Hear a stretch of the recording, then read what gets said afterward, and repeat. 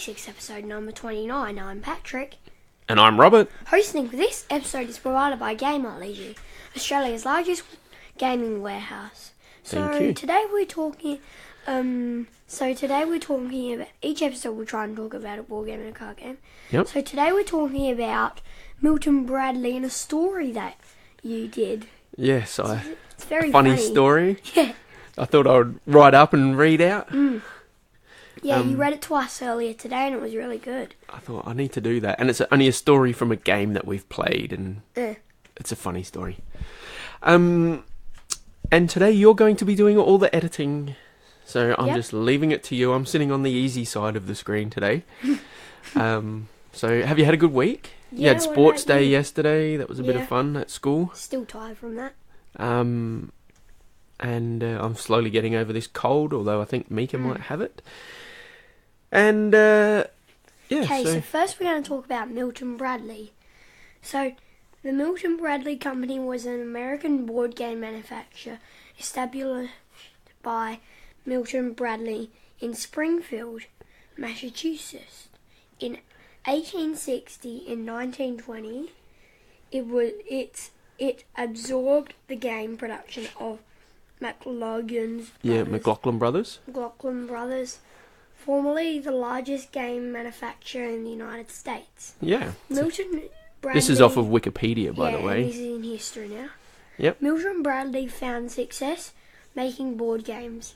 In 1860, Milton Bradley moved to Springfield, Massachusetts, and set up the state's first calligraphy shop. Its graphic design of Abraham Lincoln, his very famous president, sold very well until Lincoln grew his beard and rendered the likeness out of date. Okay, struggling to find a new way to use the lithography machine, Bradley visited his friend George Tapley. And Tapley challenged him to a game, most likely some style of old English game. Bradley then conceived the idea of making a purely American game.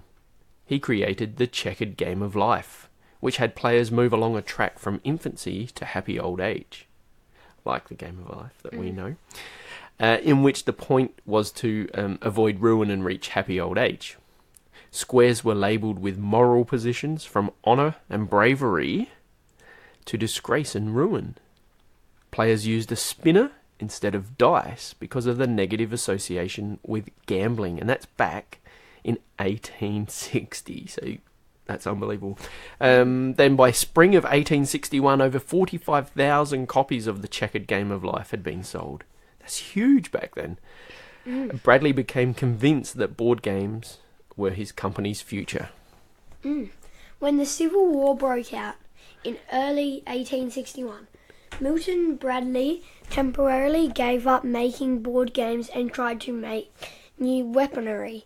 However, upon seeing board soldiers stationed in Springfield, Bradley began producing small games the soldiers could play during their downtime. These are regarded as the first travel games in the country. These games included chess, checkers, backgammon, Dominoes. It looks funny like that. Yeah. It's how it's spelt confuses Yeah, me. that's just... Because normally you see it spelled with two N's or something like that. No. And the checkered game of life. They were sold for $1 apiece to soldiers and charitable organisations. That brought them in bulk to distribute. Yeah. By the 1870s, the company was producing dozens of games and capitalising on fads. Milton Bradley became the first manufacturer in America to make croquet sets. And the sets included wickets, not cricket wickets, mallets and balls and things, and an authoritative set of rules by Bradley himself for his own sense of fair play. In 1880, the company began making jigsaw puzzles. In the late 1860s, Bradley became involved in the kindergarten movement. Deeply invested in the cause, his company began manufacturing educational items such as coloured papers and paints. The company was hurt by Bradley's generosity.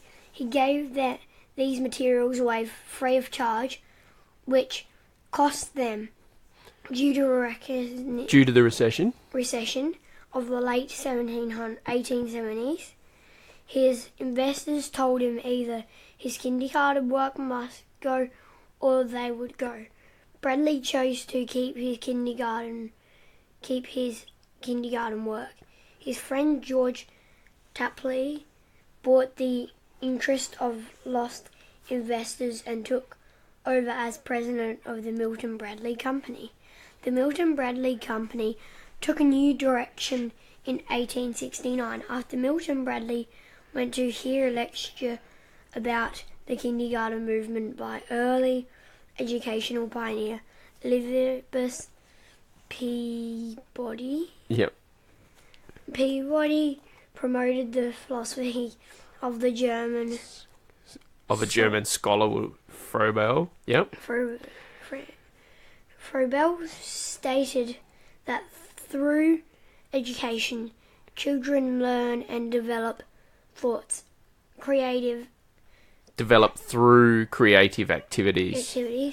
Bradley would spend much of the rest of his life promoting the kindergarten movement, both personally and through the Milton Bradley Company. Milton Bradley was an early advocate of Froebel's idea of kindergarten. Springfield's first kindergarten students were Milton Bradley's two daughters, and the first teachers in Springfield were Milton, his wife, and his father. Milton Bradley's company's involvement with kindergartens began with the production of gifts, the term used by Froebel for geometric wooden playthings that he felt were necessary to properly structure children's creative development. Bradley spent months devising the exact shades in which to produce these materials. His final choice of 6 pigments of red, orange, yellow, green, blue, and violet would remain in the standard colours for children's art supplies through the 20th century. It just went out of the page. Okay, I'll keep going. The company's educational supplies turned out to be a large portion of their income at the turn of the century.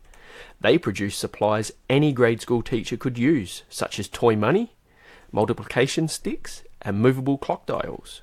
Milton Bradley continued producing games, particularly parlour games played by adults.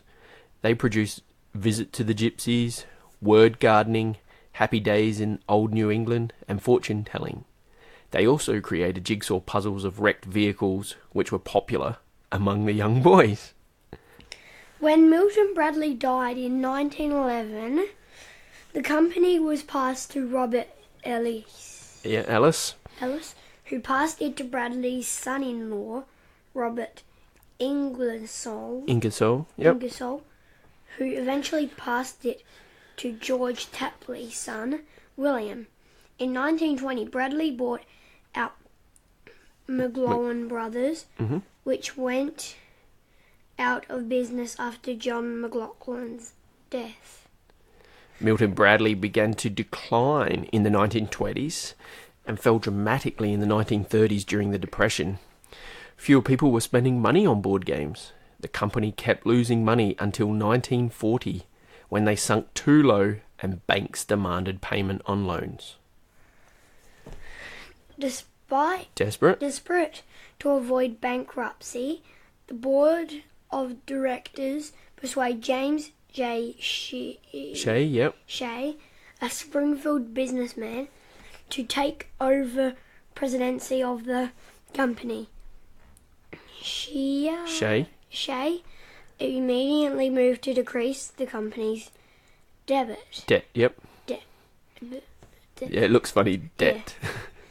He began a major renovation of the Milton Bradley plant by burning old inventory that had been accumulating since the turn of the century.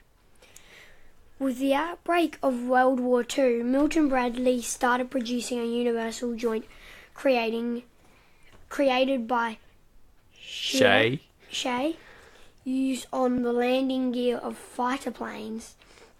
They also reproduced a revised version of their game kits for soldiers, which earned the company $2 million. Milton Bradley did not stop creating board games, although they did cut their line from 410 tiles to 150 Titles, yep.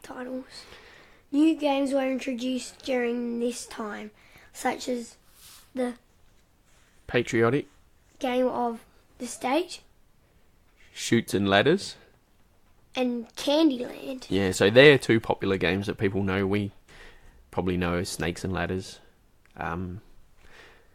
So there you go. So they've come through the whole wargaming stage, and they're starting to get board games coming out the other side. The advent of the television could have threatened the industry, but Shay used it to his advantage. Various companies acquired licenses to television shows for the purpose of producing all manner of promotional items, including games. In 1959, Milton Bradley released Concentration, a memory game based on the NBC television show of the same name. The game was such a success that editions were issued annually into 1982. Long after the show was cancelled in 1973, similar practices were used for box game adaptations of the game shows Password and Jeopardy. But they don't have ads for board games, do they? No, we never see ads for board game never. ever now. It's not really something that's done. Milton Bradley celebrated the Centennial in 1960 with the re-release of the Checkered Game of Life, which was modernised. It was now simply called the Game of Life, and the goal was no longer to reach happy old age, but to become a millionaire. Twister made its debut in the 1960s as well, thanks to Johnny Carson's suggestive comments as Eva Gabor played the game on his show. Twister became a phenomenon in the 1960s. Milton Bradley games were licensed in Australia by John Sands Pty Proprietary Limited. So yep, we see John Sands games over here, but we do still have MBs. In 1967, James Shay Jr. took over as president of the Milton Bradley, becoming the CEO in 68. Succeeding his father during his presidency, Milton Bradley bought Play School Manufacturing Company, the E.S. Lowe Company, makers of Yahtzee and Body Language. During the 70s and the 80s, electronic games became popular. Milton Bradley released Simon in 1978, which was fairly late in the movement. People will remember that probably. By 1980, it was their best-selling item. That was an interesting little game. In 1979, Milton Bradley also developed the first handheld cartridge-based console, the Microvision. In 1983, seeing the potential in the new Vectrex vector-based video game console, the company purchased General Consumer Electronics, GCE. Both the Vectrex and the Microvision were designed by J. Smith. During the late 1980s and the early 1990s, Milton Bradley marketed a series of games such as Hero Quest and Battle Masters in North America that were developed in the United Kingdom by Games Workshop, GW, that drew heavily from GW's Warhammer Fantasy universe. Albeit without explicit reference to the Warhammer production line. Yep. Milton Bradley was sued by two men, Alan Coleman and Roger Burton, who claimed to have presented the original concept for Dark Tower to Milton Bradley in the late 1970s, at which point MB declared to declined to pursue it. But thereafter, independently developed the game on the Dark Tower game designed. Yeah, one of the claims Dark court. Tower game designers claims the court's decision was unfair. In 1984, Hasbro, ending 124 years of family ownership, bought out Milton Bradley. Wholly owned by Hasbro, Milton Bradley continued to turn out games that capitalised on current trends. The 1990s saw the release of Gator Golf, Crack the Case, Mole Madness, and 1313 Dead End Drive. In 1991, Hasbro acquired Milton Bradley, former arch-rival Parker Brothers. In 1998, Milton Bradley merged with Parker Brothers to form Hasbro Games.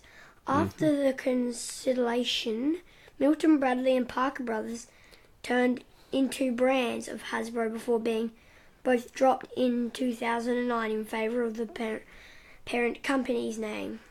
As in Hasbro.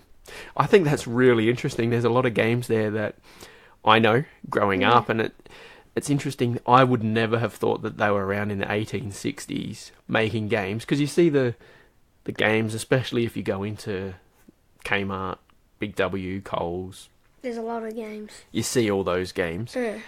And that's the games that most people are familiar with that aren't full into the hobby over the last 15 years, maybe. Sorry, were you going to say something? I was trying to stop that. No. And so I think that's really interesting. Anyway, and a lot of games there you remember from, what I remember from growing up, and you go, oh, is that them? That's them. And then they had to become all one company to try and, I guess, make more money in a different industry. The same now as Asmodee taking over all of the games because they want to put them digitally, I think, because a lot of board games are going onto apps and becoming a different way of playing them. So, well, that came off the Wikipedia site. Yeah, it's important to add that. And it's funny because you go researching, and you look up this, you look up that, and a lot of that stuff all comes up exactly the same through different research projects. So that was pretty true from what I could find anyway. So it was just as easy for you to go off the Wikipedia page. Yeah. That's all on Milton Bradley Company.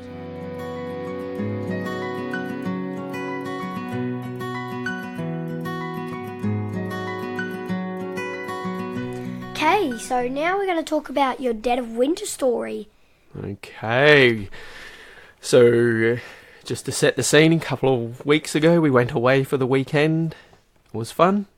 You guys were off to bed. It was late one night. And, of course, Dead of Winter had to come out. Our favourite late-night game for messing around with people. Because you know Dead of Winter. You haven't played it, have you? I've watched. You've watched with the cards, and then if one's a betrayer. And, Okay, so here's the little story I've written. We were on a short holiday with our gaming friends. The night usually ends with a Dead of Winter game. We started by 9 p.m. Should be fine. We randomly selected the 8-round game. Survive till the end. Okay, so this will be a long night. That's still okay. We all got our secret cards. Phew! I'm not the betrayer. Right, let's go. I'm first. Not a great roll, but my 2 character cards let me take out a zombie. Excellent. I add medicine to the pile for the greater good. At least I've done something. First round gets finished probably half an hour as we drink and laugh and make sure the kids are asleep. At this point, the game turns against me. As we complete the end of the round checks, someone has put a tool, not a medicine, and we fail the round. Morale goes down, mine as well, as now I'm being accused of being the betrayer and putting out the tool. I have been the betrayer in the past. Heck, I even just chuck out an incorrect card sometimes to mess up the game for fun. But this time I didn't. And I even killed 2 zombies. Why are they going at me? As they discuss voting me out, I put forward my case. I say I'm sure it's my wife and mention we still have 7 rounds. A long night. I'm safe for now. Round 2.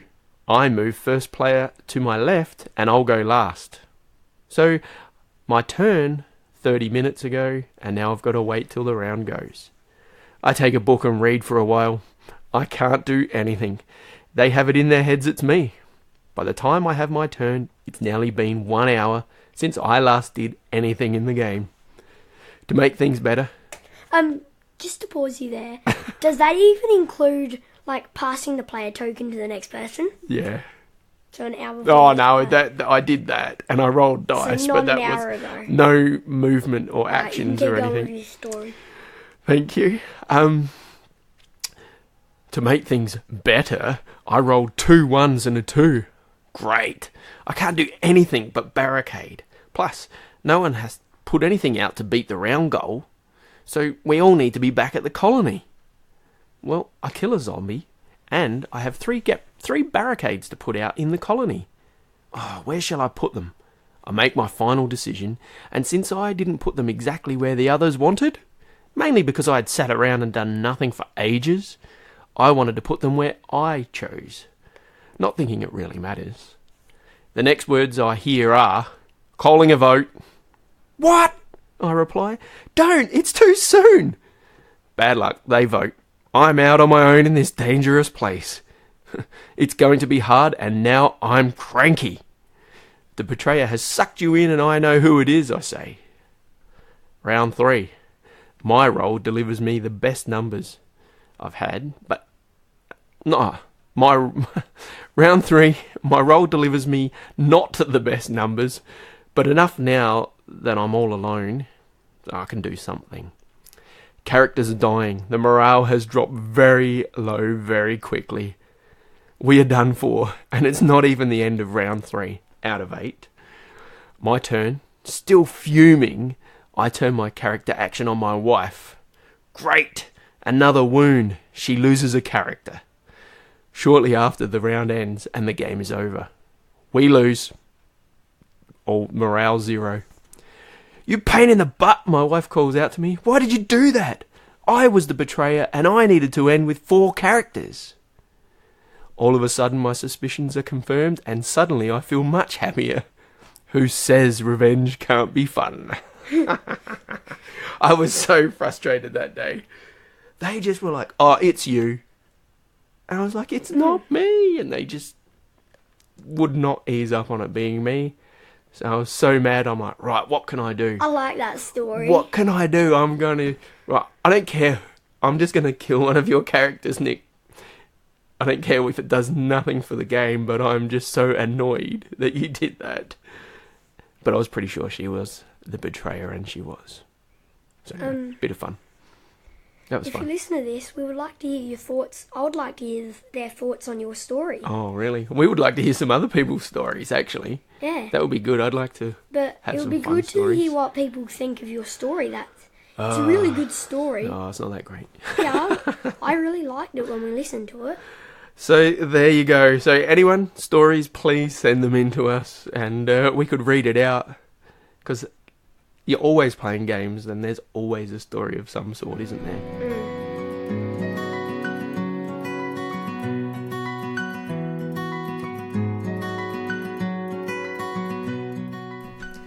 So there you go. There's that thing.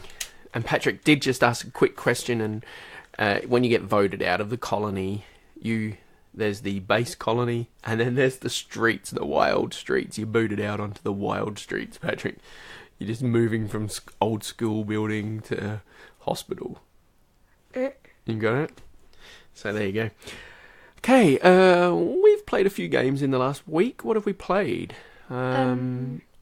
We played Azul again, and I played Arkham Horror LCG last night with someone.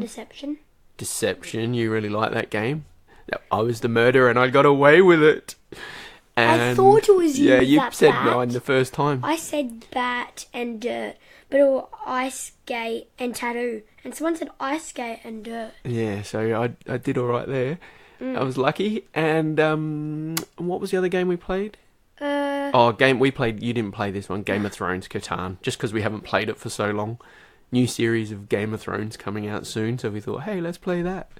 So that was fun. And we played Starfinder last week. Yeah. with the Geeky Teacher Parent podcast game. But we can't really talk about on the episode that we did last week because we do it the day after We recorded the our episode first. Yeah. That was fun. I was saying if you had to recap what we did, I was like, Knight Rider does nothing because he flew his plane nowhere. Apart from flying the plane around in circles. Milo Milk got yelled at. No, Riptor Clock was yelling at everyone and finally got someone the +4 or +2. Someone to listen. Mochi was shooting stars and hit the ship once. And went off to cry in the corner while she got booted out of the chair. And she booted you out of the chair. Yeah, and then I got booted out. Milo Milk You got was yelled shooting at. everything and he You destroyed a hole in the other ship. Yeah, and, you like that one. Giddy Snickle was being useless.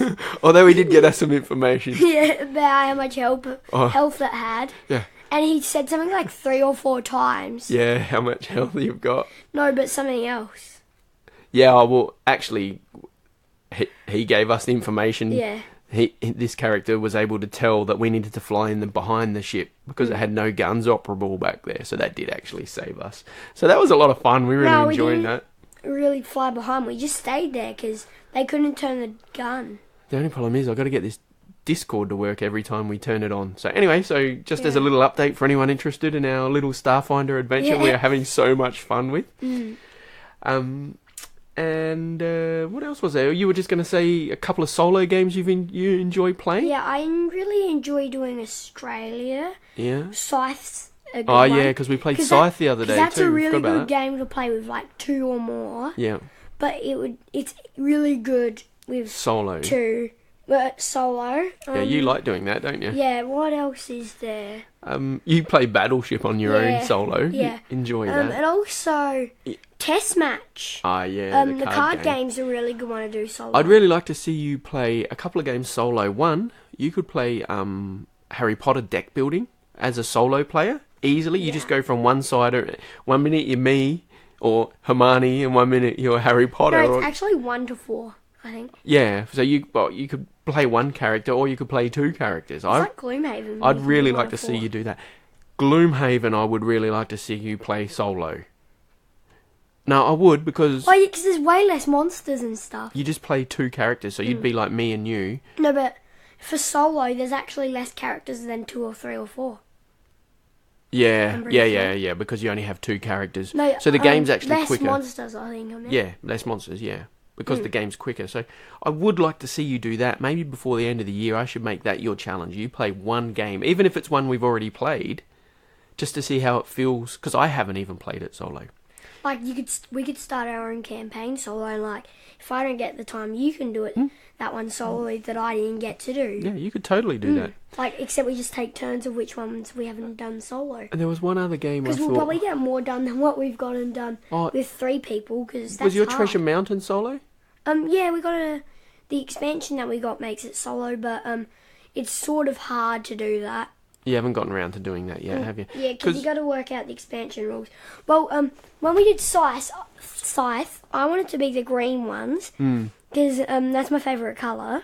So you took them out the expansion. Yeah, but then we stuffed up, because there's a thing from the expansion that are flag tokens, and the green one needs them to be able to move wherever it's moved before, just about.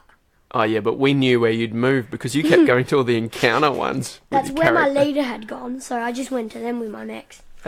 Scythe's a fun little game, and you know what? We left that on our table for 2 or 3 nights. Yeah. And we just kept going back in the morning, have a couple of turns, go back at night. Nice. And that's why I think Treasure Mountain, we should get that out again and give that a go. So there are quite a few games. I'd really like to see you play Arkham Horror LCG solo as well, because that's a quicker version, you know, without getting out Gloomhaven, just to see how you go. But I know you're not a big fan of the Arkham Horror theme, are you? No. I wonder if when we get Cthulhu Death May Die, you'll enjoy it. Probably. And Unbroken, the deliberately made solo game is we bought coming the soon. board game version. Yeah. We bought the other version because we just got the print in place, so we're getting the other version. Yeah, and that's coming soon in the next month, hopefully. Yeah. So you'll be able to sit down and play that in half hour. And also, there is a game on Kickstarter at the moment where you're in space and you're just solo game. Just completely designed as a solo game. Yeah. So you're whispering to me that we're at 30 minutes, are you? So this. Anyway, that's a game that I don't know whether to back or not. It's still $50. What is the star? Like It's a space Star. game where you're Space you're thing. like a pilot. I was I think, thinking of and you- Starfinder when you said Yeah, I know. space That's why I was and like, stuff oh, it's that. stuff. Yeah. Okay. Anyway, so there's loads of solo games. You actually, what I should be doing is getting you to do a report on some solo games from a kid's perspective at some point. Maybe you need to go through, list a whole heap of solo games and start playing them and write your thoughts down about it. Play like I'll do Gloomhaven as one of them because that seems like a good one. Treasure Mountain, Scythe I've done. Battleships. You Australia could have a I've whole done, heap of games. Battleships, Test Match. That's really all we can do that we have solo. I'll bet there's more. Harry Potter. Harry Potter. I want to get to that so we get those monsters out. There's only 7 games in that, which is quicker. Yeah. That's really all we can just about do that for solo ones like that. Yeah, I'll bet there's more. Plus, we've got some coming. We've got Oh, yeah. Seventh Continent coming. I'm not going to do that solo. That's like a never-ending game. Yeah. Yeah, we'll have to see how that one plays. Plus some others. So anyway, we should stop at that. You're telling me it's 30 minutes. It's flashing. Yeah. Hosting for this episode is provided by Gameology, Australia's largest gaming warehouse. Email us in at boardgamebasicpodcast@outlook.com. Yep, that'll be good. And Follow on our Twitter. Twitter, Yeah. BGB Nah, you don't have to say at boardgame basic one. 1, capital B for board. Yep, that's easy. And thank you so much for listening. Thanks for listening. We So love that's that bye from people me. listening. Hold on, settle down. Love that people listen, so thank you very much. Thanks, same. Gameology. And Patrick, first time of doing the whole lot on your own. How's it going? It's not that easy. Yeah. Like sometimes you have to stop it Just to check the music. Yeah. Because I think we accidentally did 2 the same earlier on in the episode. Doesn't matter. You'll be able to do this every week from now on. Thanks for listening. So that's bye from me. And bye from me.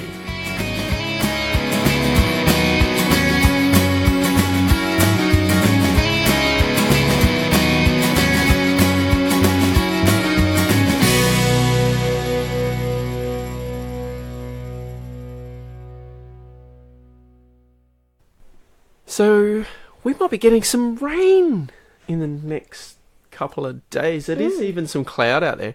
You know rain? Yeah. You know that stuff that falls from the sky? Yeah. We might not have so much dust around everywhere, but I still don't think so.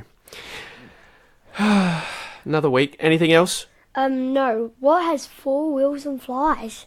What has 4 wheels and flies? The DeLorean from Back to the Future. No. A garbage truck. Flies. Okay, yeah. Why are ghosts bad liars?